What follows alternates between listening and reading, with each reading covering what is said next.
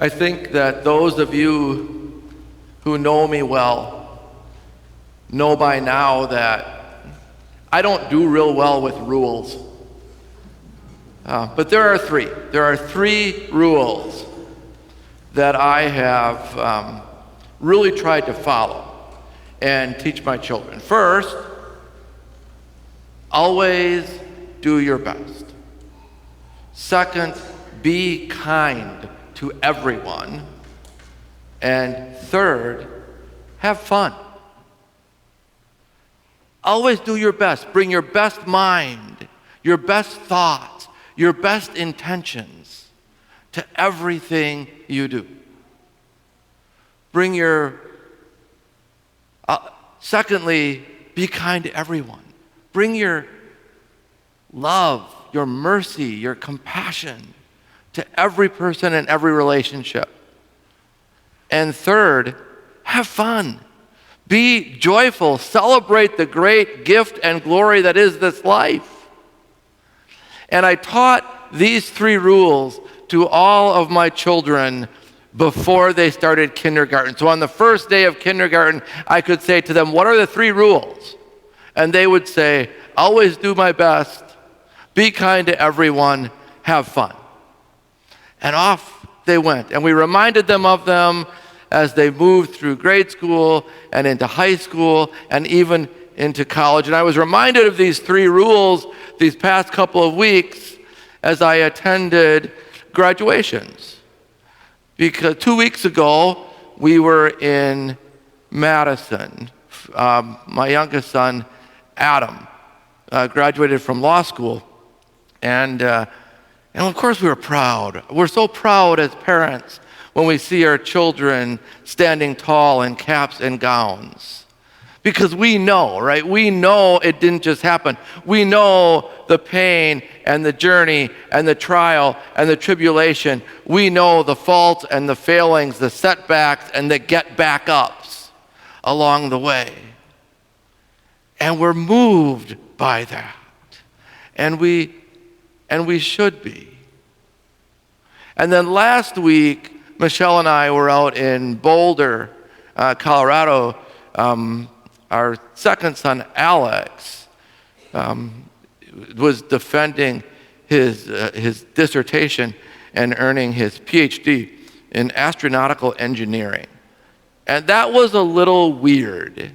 It was weird that a kid who just a few years ago didn't know enough to put gas in a lawnmower was now explaining the perturbed dynamics of asteroids.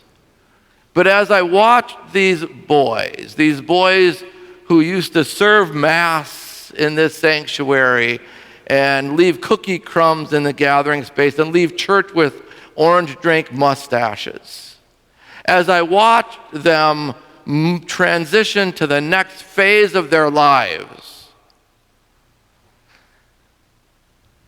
all I could think of was, I hope they will always do their best.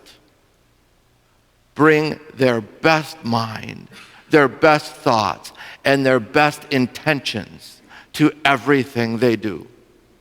And I hope and pray that they will always be kind to everyone, bringing compassion, bringing mercy to every conversation, every relationship, every encounter.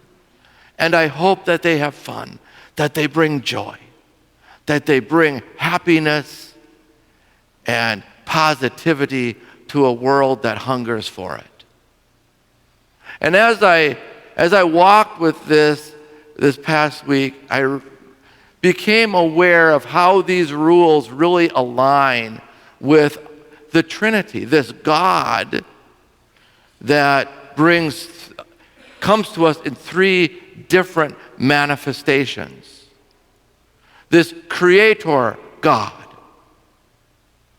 who gave us creative minds, creating God's own image and likeness, gave us minds of creators to come up with ideas and thoughts and dreams, explore possibilities, create marvelous communities, bringing people together. And we have creative minds. And I hope we always bring the best version of that and the best intention of that to everything we do. And I thought about this earthly, physical manifestation of God, this Jesus Christ who comes to us, with us, among us, working through us, teaching us to love one another, Jesus said. Love each other as I have loved you. That's kindness. Love your neighbor as you love yourself. Even love those who don't love you back. Love those who will never love you back. Love those who are working against you. Bring love, kindness, compassion, mercy to everyone. And I thought of this gift of the Holy Spirit, this joy force coming down to us, flying into the world through us, reminding us that as Christians, we are Easter people. We are people of the empty tomb. We are joyful, uplifting, and sometimes we forget it. Sometimes we get spiraled into that whirlpool of negativity and news cycles and complaining and condemnation and conversing over everything that's not right with the world according to our perspective, instead of celebrating the joy, the life-giving, light-infusing brightness of the Spirit's joy from us into the world. Always do your best. Be kind to everyone. Be happy. It's a Trinitarian way of life,